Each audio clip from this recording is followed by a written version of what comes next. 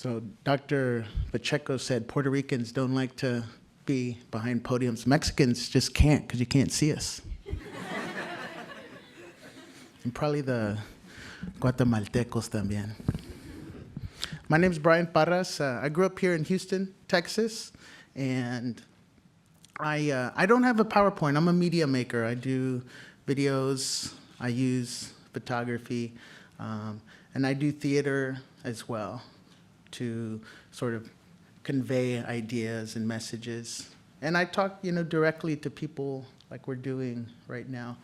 So I wanted to show you on film because I'm here as a representative of Tejas, which is an organization that I founded with my father and several other people who also grew up here in Houston and in Texas and understood the real threats that our community was facing, and realized that there were no entities, serving our community and weren't addressing, some of these environmental impacts that affect all of us.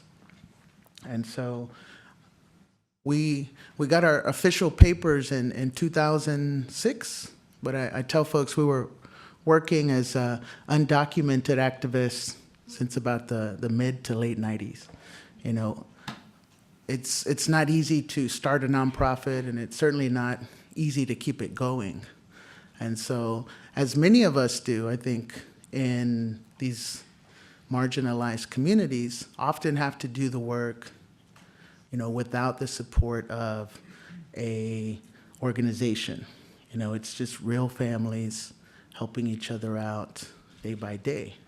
And so I want to show you this video that highlights some of the work that we're doing right now and tells a story about how we got started. And then I'll say a little bit more afterwards.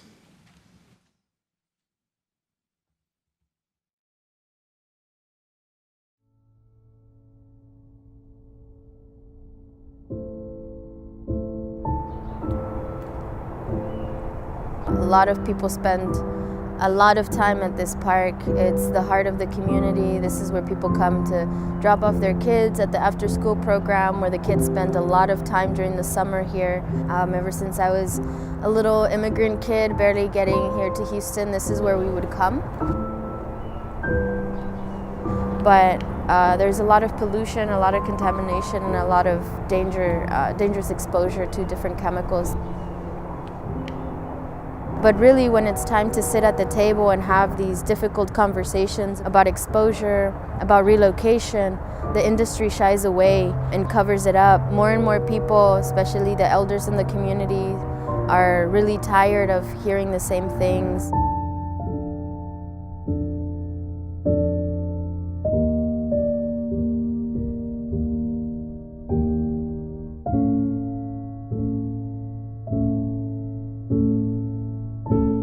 Any puddles that were in the area, the students went around and basically sampled. They took small samples of water that A&M then went back and in their lab produced the results. And the results came out and it was astonishing. This square right here before the ship channel, that's y'all. That's us in Manchester, and y'all are on the other side. We participated in this, we collected the water samples. We know that the data came back with, obviously really alarming amounts of chemicals in this water. You have all of these heavy metals found in all of the corners that y'all took water samples from, just standing outside of the playground where the kids are playing. Houston has a lack of zoning ordinances, and what does that mean? Several months ago, you had a large explosion of some chemicals in a building that was in a residential area. You have an alarming lack of knowledge of what types of chemicals are stored where. So you have schools that our innocent children are sent to every morning thinking that they're in the best of care, and they're not. The Cesar Chavez School used to really bother me a lot. I would talk about that a lot. I just couldn't understand how something like that could happen, how we could do that to our schools, our kids. Well, we started Tejas, Texas Environmental Justice Advocacy Services. We call it Tejas now, but it used to be actually USER, Unidos contra Environmental Racism. And it was started because we saw a site that they were going to build a new high school in our community. This is how we began. It's very important to us that people know about the siting of this school and its implications. They're right on the fence line of these three industries. If it blew up, we've got close to 3,000 children in that school that are going to be in harm's way.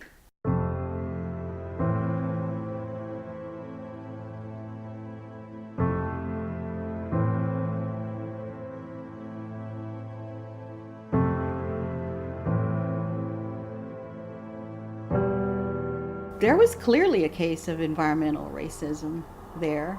It was 86% Hispanic children that were attending the school.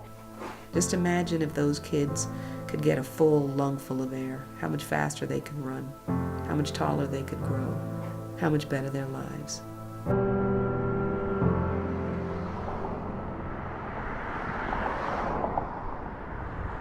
When I was a little kid, we would pass through the port of Houston, and we would call it the cloud maker. Mm-hmm. And so I think Nayeli said the same thing. Yeah, I was in the car with my nephew. We were driving through it too. And I think this was after the toxic tour, and I was sitting in the back seat with my nephew, and he was in his little car seat. He's like Tia Naya. I'm like, yes. He's like, look, a cloud maker. And I was like, oh my God, no. Like, this is what children think. Like, this is probably what I thought at a young age. He's like, look, a cloud maker. And I told him, no, that's not a cloud maker. The fine particulates do go into the bloodstream that may cause heart attacks or strokes. I often kid with some of the residents, and I tell them, man, and we used to think it was the barbacoa and the tacos we were eating on the corner. We were taught to believe that that was our individual responsibility and fault to change our diet. But when it's the air, and the quality of the air, then it's a social responsibility. Now, Houston, with the expansion, will be the #1 port in the United States. And while for commerce and industry on a global scale, this may be a good thing, it's our responsibility to make sure that those freight companies, that the railroad companies, that the Port of Houston look for alternatives for a healthy environment for the residents that live close to the ship channel. It's the headquarters for most of the petrochemicals industries in the world. So we're facing a huge battle here. It's like David and Goliath, but we have all the industry, and then you have this tiny little organization. So we're going through each one of the different municipalities all down the Houston Ship Channel and tracking what's going on. We're going through the EJ screen, which is the tool that the EPA developed for community engagement. We're pulling up the information on just compliance and air quality. All the right to know laws in the United States, all the toxics release inventory that we now take for granted. You know, you can go online and look up how much your community bears toxic burden, what's the release inventory from your community or from your chemical plant. All that came about as a direct result of Bhopal. There was such a huge outcry after Bhopal.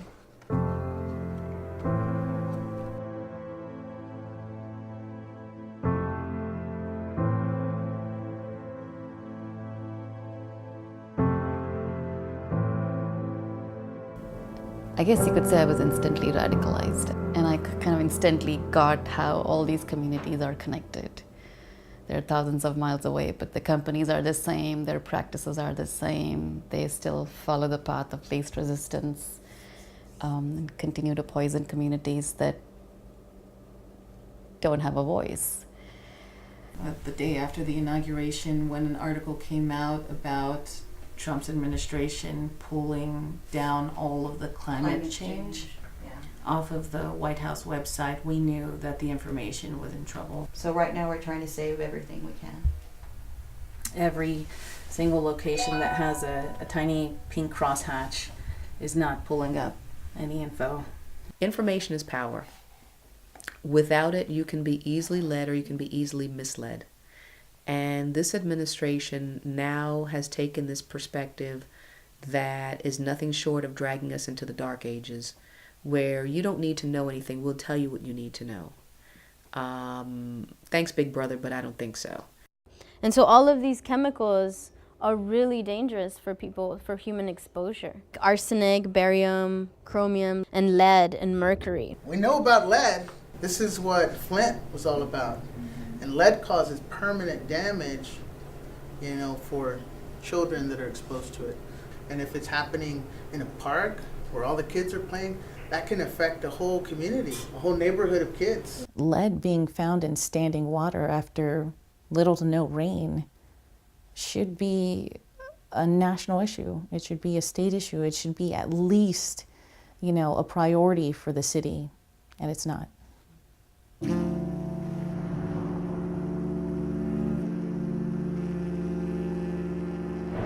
can smell a lot of the solvents and the liquids and the paint and the rust and the metal.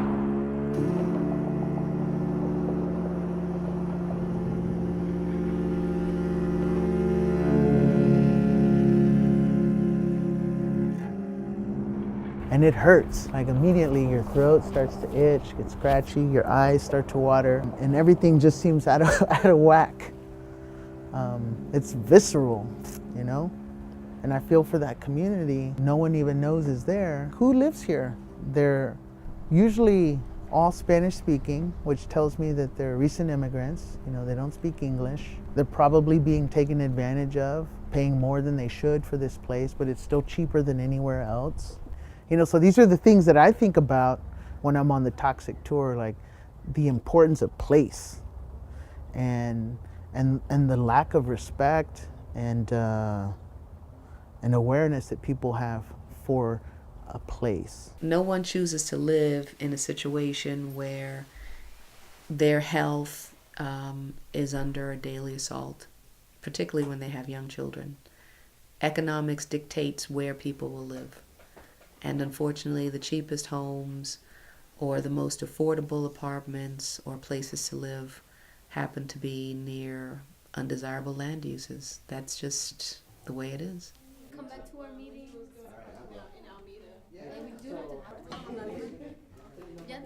And then I looked at her mom's face, like you could just see the pain in her eyes, just seeing her little girl like that. She said when she was on the toxic tour with you and my dad that there was a family raising money. They were raising money for the little girl who had cancer. But the little girl didn't make it, and this is a low-income family, a young family who has nowhere else to live but to continue to live in Manchester. She was one of the kids that would go to the park. Sierra Rose was so cute. She was, chubby, had green-colored eyes, was very fun, witty, getting involved with the organization. Like, this is the reason why I got involved. And I worry so much about my nieces and my nephews who are getting sick constantly, who are already dealing with respiratory issues at 6 months.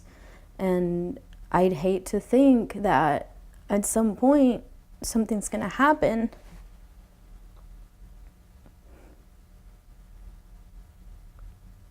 And we can't stop it. We rank in the 95th percentile, meaning only 5% of the rest of the nation has worse percentages in cancer. People have got to realize at one point or another that what we're been exposed to, they're also been exposed to. This is really connected to a bigger picture that a lot more people can connect to. It's about climate change, and it's a global issue that we need to address and deal with. But just individually, I want to hear like an emotion, one word. Scared. Scared? Concerned. Concerned? Sad. Sad? Vulnerable. Vulnerable? Surprising. Speechless. Speechless. No one said angry, but made me angry. Made me really angry. Especially when I found out that there were other parts of the city that didn't have the same exposures that we had. Then I realized it's not fair. The whole point in doing this is to find out what the problems are so we can fix them. What can you do with what you learned. Yeah. And you should have some demands. What do you want? What do you want it to look like? Yeah. What should it look like? Yeah. What do you deserve? This is the clarion call. This is it. We march, we publish, we petition, we write, we speak out, and when necessary, and it seems it's becoming more necessary, we find our way to the courts and we seek some type of justice there. We got the call, let's go.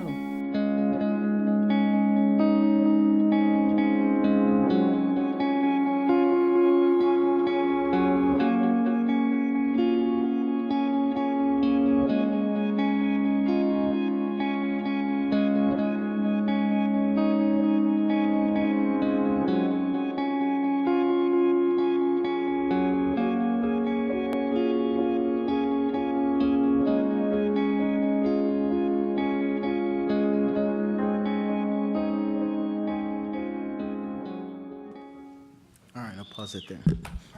Cool.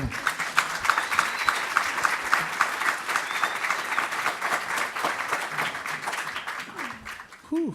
I've only watched it a couple of times, but it's still, very emotional because we've seen a lot of people die. We've had to witness a lot of sick people, struggle and fight for their lives. And, oftentimes they're young children who don't deserve that. I think we can all agree about that.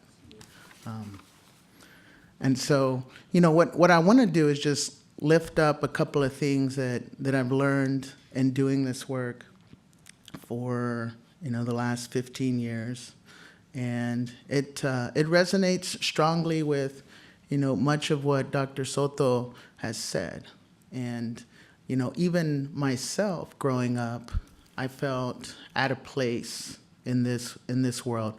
And I used to think that was just an adolescent problem. He mentioned the existential problem of the human race altogether. What the hell are we doing here? And that's a very big question, first question that we ask ourselves growing up. And growing up, I didn't like what I saw. I did not like the world that I was born into. And, some of them, or some of those reasons were because, I wanted more, I expected more. And also because, I think we tell our children a lot of lies growing up, and I think that does a disservice to, their potential and their future, because the weight of that reality when it hits, is devastating, and I think it turns a lot of us away, And in one sense, we just say, well, to hell with everything. I'm just going to join this spiraling, rampage till we're all dead. And that seems to be, the motivating drive of our society. We're just, spiraling out of control, this overconsumption, this greed and need for money and taking and taking and taking. And so it really grounded me to start doing this work because I met so many incredible people. And they included, indigenous communities. And it included recognizing my own indigeneity. And I think that's a huge part of all of our work. We have to recognize our own indigeneity. We're all indigenous to some part of this planet. We may have been, by force, by strategy, by whatever means, have lost that connection to our indigenous roots, our connection to Mother Earth, our, very real human respect for this place that we call home and that we live on. But we can get that back. We can get that back. And we owe it to ourselves. We are all survivors of genocide, all of us. And it took me accepting that and really thinking hard about that for me to continue this work, because it is daunting. It's very, very daunting, especially in a city like Houston. And if you grew up in an area of Houston that you saw in the film, it's really difficult to get out of a place like that mentally. It really grabs a hold of your psyche, and it limits, what you think you can even become, what your full potential is, what you deserve, all those things. So we work with kids to try and, tackle that early. And we know that there are, very real health impacts for these children that make it harder. We know that their families also, are struggling to pay the bills. We have high numbers of undocumented communities living in these neighborhoods, so they're less likely to be vocal about these issues because they face real risk.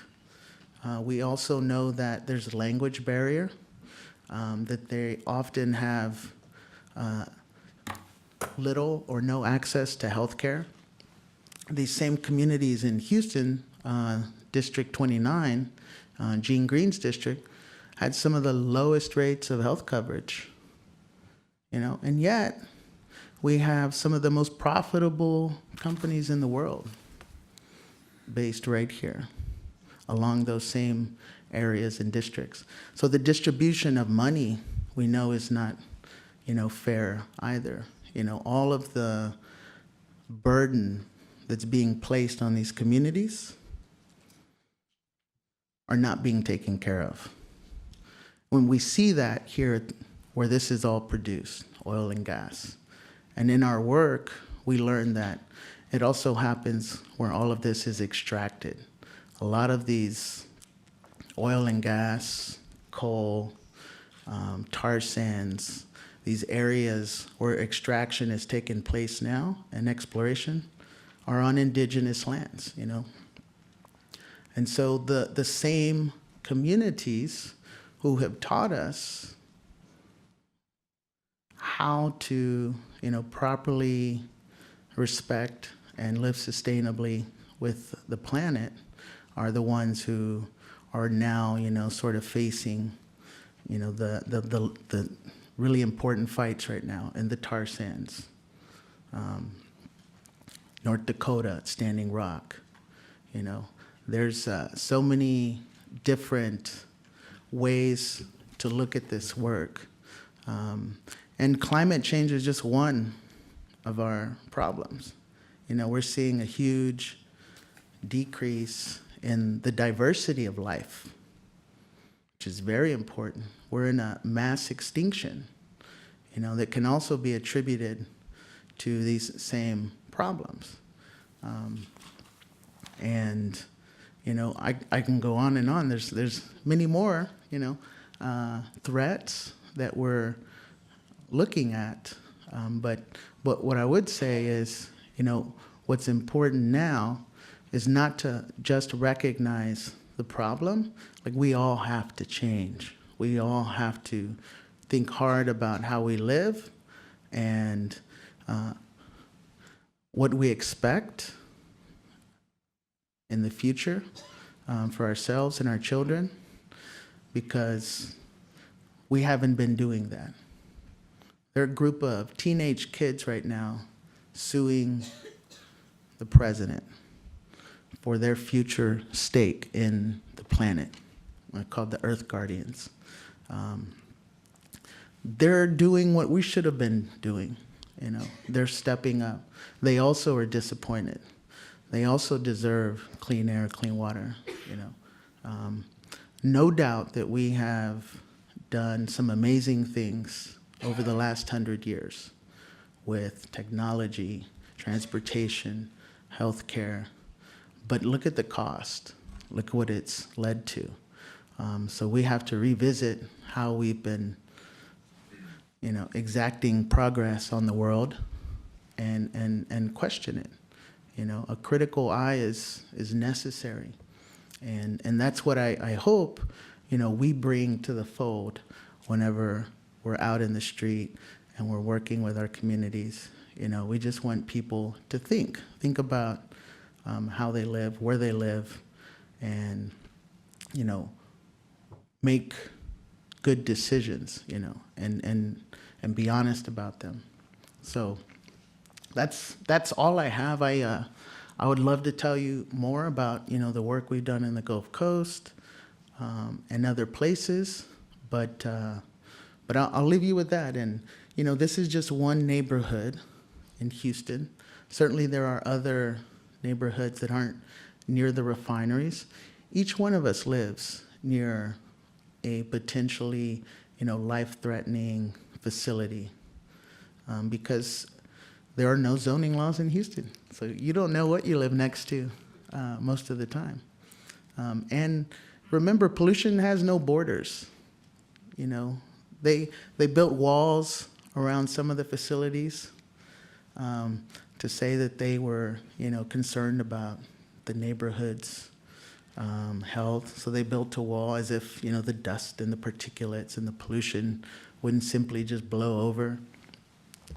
But they do. Yeah, they really think that will stop it. And you're not safe. If you live anywhere in Houston, if you live anywhere in North America, you're not safe. And it's our problem. The U.S. is the most abuser of carbon dioxide. The strongest emitter, the highest emitter. Texas is the highest emitter. Harris County is the highest county. So we have a lot of work to do. It's on us. If we can change how we operate here in Houston, I think that will have a huge impact on the rest of the world. Thank y'all.